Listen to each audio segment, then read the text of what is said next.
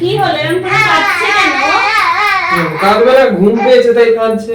বাচ্চা তখন আমি দেখেছো ঘুম পাড়িয়ে রেখে গেলাম, বললাম ওকে দেখো না। তোমার ওকে তখনই ডাকতে হবে, কিসের জন্য গো? এই সবসময় এরকম খ্যাক করবে না তো। কেমন মুখ করছো তুমি আমার সাথে? ঠিক আছে, বেশ করেছি, যাও।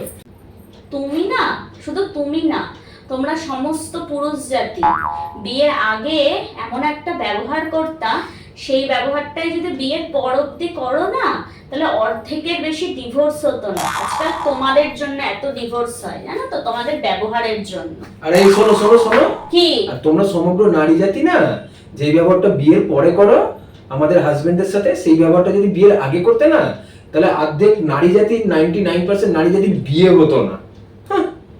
এসছে বড় ডায়লগ ঝাড়তে, চল।